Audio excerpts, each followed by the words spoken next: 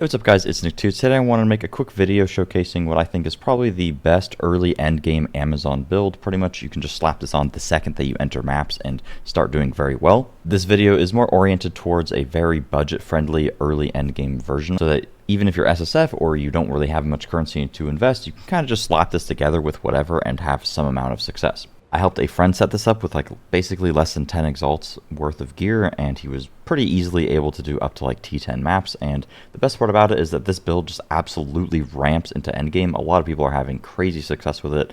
It appears to be the current best Amazon build, but obviously time will tell. But for now, I'm having a great time with it.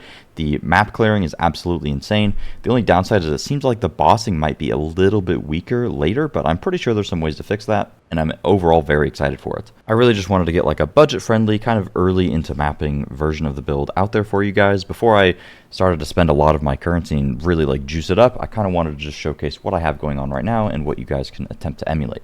I've been taking this patch a little bit slow because the leveling was just so miserable and I kind of just wasn't having fun, so I needed to tone it down a little bit. So I'm not nearly as progressed as I usually would be, but easily doing T13, T14 maps. And the second that I end this video, I'm going to go make some massive improvements and just start absolutely blasting, and then I'll have a more updated endgame version of the build posted in probably a day or two. Before I get into things, if anybody needs personalized build help, I offer a coaching service. It's a little bit expensive, so keep that in mind, but feel free to just DM me over on Discord. You can join my Discord server, and I have a coaching channel there if you're interested. I'll probably be offering coaching in the upcoming days once I have a better idea of the build, but if you're struggling, feel free to just hit me up.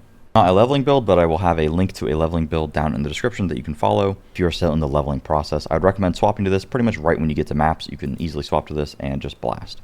So let's just get into it. We're going to be using Lightning Spear with this build. This is basically your bread and butter for clearing. You can use this for bossing, but typically we swap over to Stormlance for bossing because it just does more effective damage against a single target.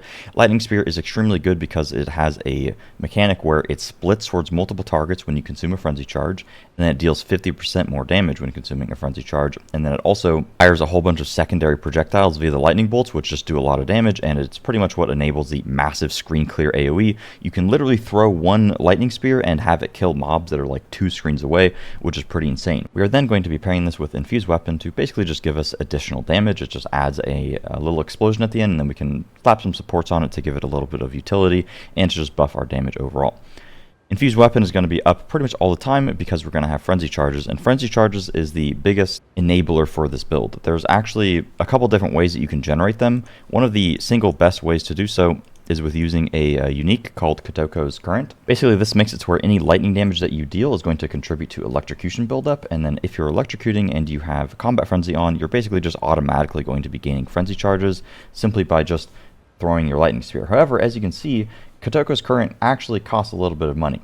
You can realistically get this amount of money. It's not too difficult to just get a Divine Drop forehead, but if you're super into endgame and early into endgame and you don't have any currency, you don't want to have to rely entirely on a unique for your build to actually function. I would recommend going out of your way to get this as soon as humanly possible, but I wanted to go out of my way to make this build and this video without using these at all. I haven't even personally bought these yet, but the second I end this video, I'm going to, because I know how much of an impact it's going to make on the build. But in the meantime, for Frenzy Charge generation, what do? You have 2 options. The first option, I think, is the best one, is just Sniper's Mark. You pretty much just apply Sniper's Mark to a target, and the next hit that you do to them that is a crit is going to consume the mark to make you do additional crit damage, and then it's also going to give you a frenzy charge. The only downside to this is 1, you have to press a button on a mob to enable the sniper's mark, and 2, you actually have to land a crit. So if your crit chance is a little bit low, this might be a bit cumbersome to actually play with. This is my preferred method, but that's because I have very high crit chance. If you don't have high crit chance and you find this to be a little bit annoying to play,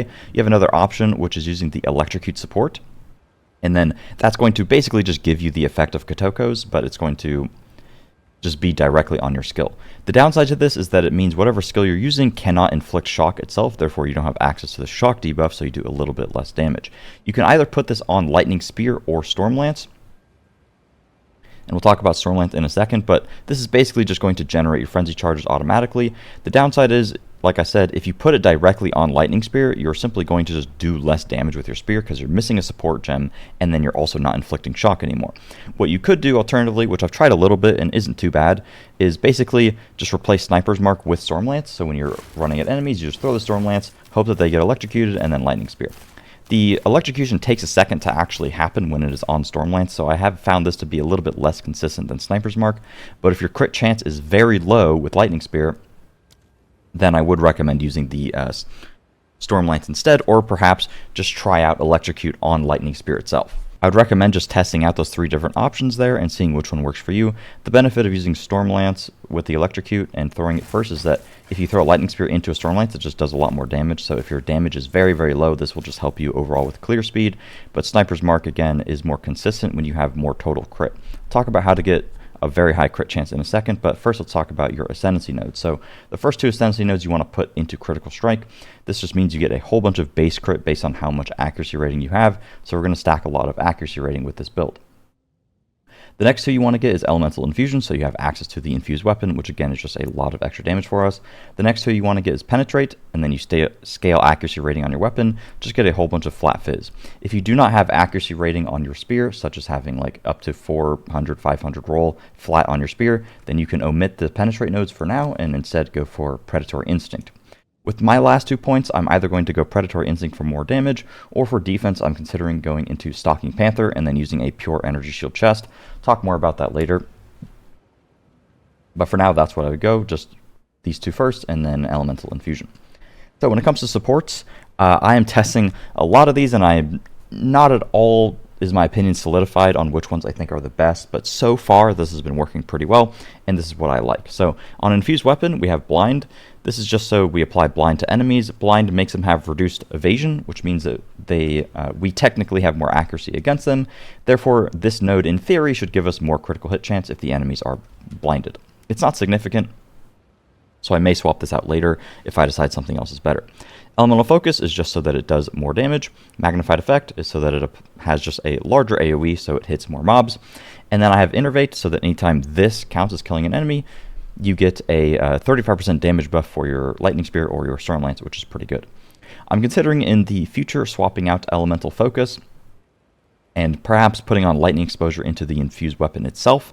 I'm going to be testing a lot more with this, and we get another support for this once you're level 90, so this has a lot to be figured out. I don't know if Magnified Effect is worth it. There's probably a lot of other damaging-oriented things I could get for this, so that's just where I'm at currently.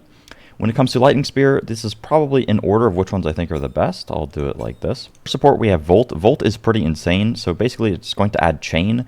However, the Spear itself cannot chain, but the Lightning Bolt projectiles, I believe, can, so this is what makes this very good. And you also get a 15% damage increase on top because you get 5% per 10 voltaic charges consumed, and more often than not, you're going to be consuming 30 charges because it's just based on how much you move, and you're not going to be spamming your Lightning Spear, really. You usually use it, like, you know, 1 button at a time, and you get more charges based on how much you move. Then we have Twofold, so benefits from consuming charges for supported skills have a 20% chance to be doubled. So this means that with our Lightning Spear, we have a 20% chance for this to happen twice, and for this to happen twice. So technically that is a very large damage increase, however it does only happen, 1/5 of the time. So in future I might swap this out for some things that are more consistent. Next I have Fork, so the projectiles from the bolts fork, so this just gives you even more screen-wide clear. Then for my last 2, I am heavily debating on which ones I want to use. Currently, I'm just using Primal Armament for 25% more damage straight up, and then I have Lightning Exposure because this is going to reduce the enemy's resist, but also just make you do 20% additional damage to them. I may end up swapping Lightning Exposure onto Infused Weapon and trying out some other stuff on my Lightning Spear, but that's what I have for now. Then we have Stormlance. Stormlance is very good for bossing, so we basically use this when we're fighting bosses. And then we have Scattershot on it, Martial Tempo for more attack speed. Electrocute, like I said, this is very good because on bosses, if you're using Combat Frenzy, if you have the Spirit for it, you basically get to just throw these down and you generate the Frenzy charges via the Electrocute. It also helps if your damage is really low because you electrocute the bosses and then they can't really fight back. This does mean that it cannot apply Shock, so then you want to throw one Lightning Spear in here and there just to apply Shock to the mob. And because I have Lightning Exposure as well, I get that benefit too. And then I have Lightning Infusion to simply make it do more damage. Again, heavily experimenting with this, and I pretty much only use this against bosses, but however, if you feel like you're having a hard time killing an elite, you can use this instead. It was really weird, the game wasn't letting me move around. Okay, next we have Herald of Thunder. This is another thing, is if you put Electrocute into your Lightning Spear, you don't really gain access to Herald of Thunder because you're not shocking, really. So the only way to be shocking is with Infused Weapon, which if you were to take Elemental Focus out, but Neither here nor there. I do recommend using Sniper's Mark most of the time. Hail of Thunder just have Long Shot, Sniper's Mark. We have Ingenuity, Inspiration, and then Profusion, so that you have a chance to grant an additional charge. If you are using Combat Frenzy for your main source of generation, then you just move Profusion over to Combat Frenzy. Then I have the Row amount. If you do not have enough Spirit, do not use this. That's simple. I just have the extra Spirit to use this, so I'm using it with Loyalty. Undetermined whether or not this is the absolute best thing to do. You can use a support gem on Lightning Spear that makes you do more damage, but you like move slower. But it's simply just not as good as Primal Armament or Lightning Exposure in my opinion, because it's just 20% damage versus 25 and 20, and this also reduces the resist of the mob. But that is another option, as you could put Lightning Exposure on Infused Weapon later, and then use that support as well. I don't remember the name of it. Then I have Conductivity, so you need a little bit of int in order to actually use this, but basically you just put this on a boss and it's going to give you additional damage because they have lower lightning resistance, and I just put Curse Ground and Heightened Curse on it. Then I have Wind Dancer. Wind Dancer is pretty optional. This just gives you a bit more evasion rating. It's not like super insane. Currently I'm at 66%. If I take it off, I go, it's giving me like 8% evasion, so pretty decent. And then I have Precision on here. And I also use Cannibalism on my Combat Frenzy. It doesn't matter if it's here or there. This is just a little bit of additional life recovered on kill. And then I'm using Barrage. I use this sometimes. I honestly don't know if it is worth using or not, because it consumes Frenzy charges when you use it, but it adds repeats. So I like to use it sometimes when I either don't have a Frenzy charge or I kind of just feel like using it. But it gives you pre-med, so you do 15% more damage, and it has a chance to not actually consume the charge. So it seems pretty decent. I don't see other people using it though, so maybe there's a good reason for that. Honestly, I have not tested enough, but I would just recommend trying it out and seeing if you like it. Obviously, I have a lot of extra Spirit stuff in, and that's because I have Spirit on my amulet and I have Spirit on my chest. You absolutely do not need the Row amount, and if you are using Sniper's Mark, you do not need Combat Frenzy anymore, so that is an enormous amount of Spirit that you're saving yourself. You also do not need Precision. It's not a massive damage increase. And you do not need Cannibalism because you could just spec in your skill tree, so life on kill right here. So I will probably mess around with that, but if you have the extra Spirit, you can do this. Also, instead of the Row amount, if you want, you can go Tame Beast and get like Haste Aura or Elemental Resistance Aura. When it comes to skill tree, I'll have this in the planner below, but I basically just grabbed a lot of additive damage, and then we scale our crit to the moon because we get a lot of crit via Critical Strike here. And then I just grabbed all the crit nodes, still messing around with this.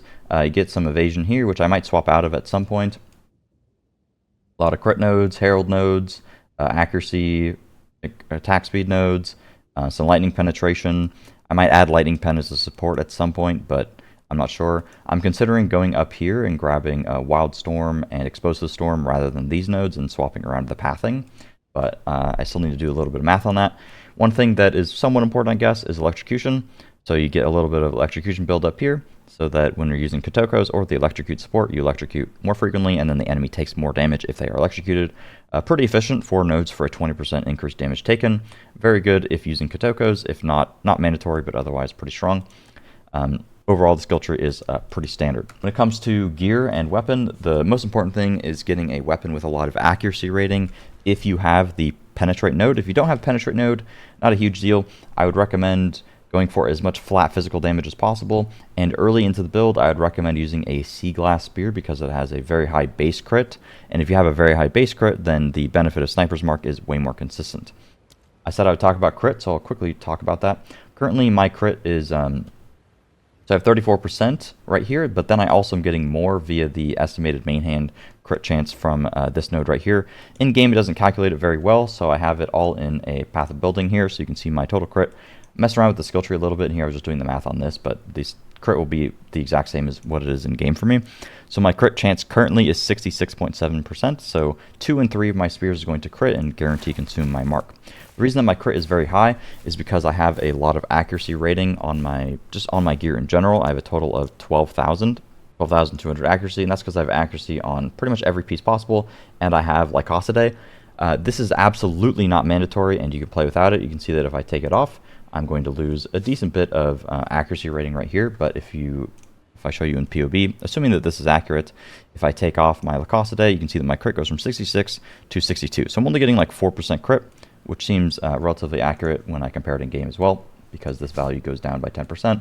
And then I'm not going to talk about the math there, but Regardless, that is why I have a lot of crit, is because of the Sea Glass Spear, scaling crit in my skill tree, accuracy rating here, and then scaling accuracy rating on my Lycosidae. Either way, the takeaway from this is basically you want a Sea Glass Spear with high crit, you want to try to get accuracy, because that's going to scale into crit and physical damage, and try to get as much flat fizz as possible. Other stuff that's good on here is you can get a crit chance roll in Suffix, I believe, and you can also get projectile skill ranks, which is pretty good. It's 5% damage per proj level, so that's pretty nice. Obviously, I have Lycosidae. This gives me a pretty substantial damage increase. It's not like super insane though. It's not build enabling or anything. It's giving me like a 30% damage increase according to tooltip. Only other unique I have is Black Insignia, and this is basically for more evasion rating, and you basically just get Tailwind when you crit, so you get move speed, and you get skill speed, and you get evasion. This is like defensive, but also you lose a lot of resist by using this item. This literally costs 5 Exalt, and it is not build enabling whatsoever.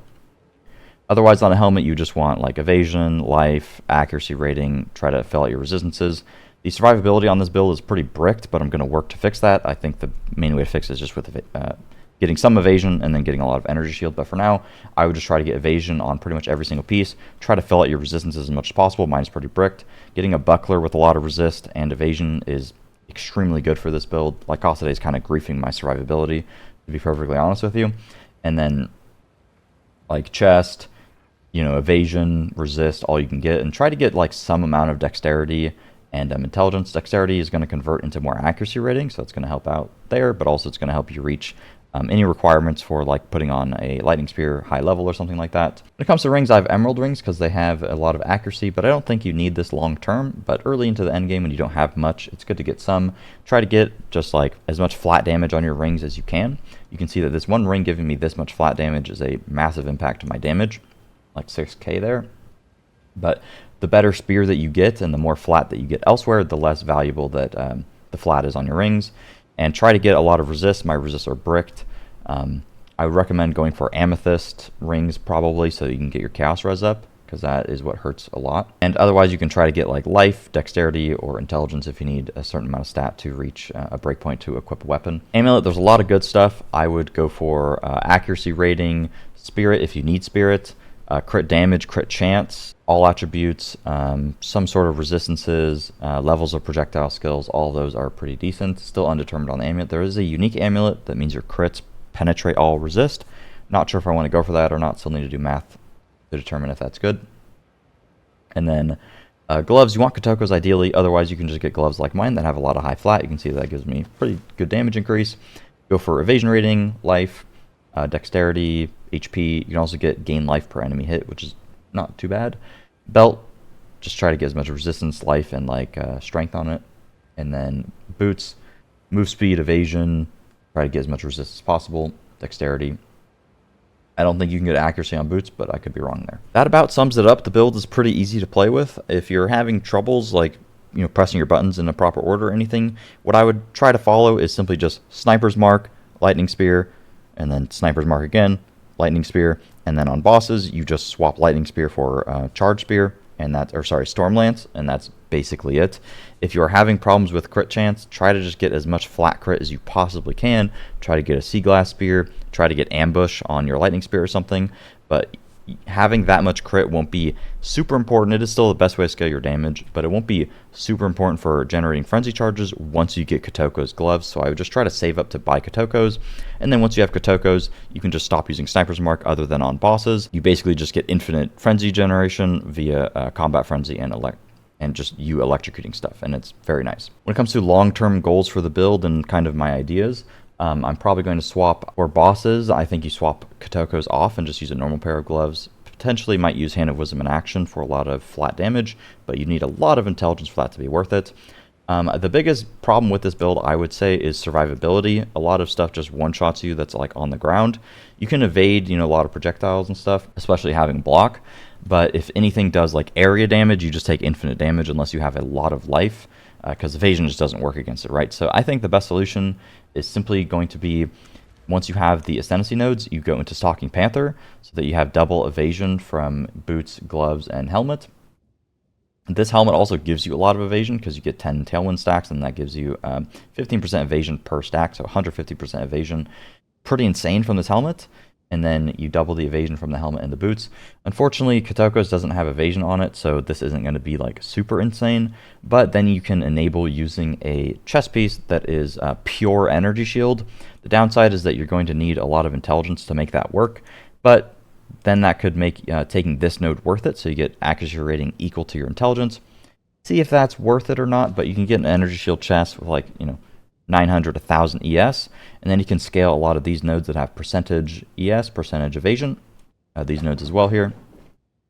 And then you could realistically run around with like 2k evasion 2k energy shield while still having some evasion, and then, maybe like the goal is like 2000 life. That's with a pretty endgame version of the build, but I think that's what I want to do, and I'm undetermined if I think Lycosidé is worth it or not. Pretty much where I'm at. I'm still doing a lot of testing, and I'm not like very convinced 100% on anything yet. So if you have any suggestions, leave it down in the comments.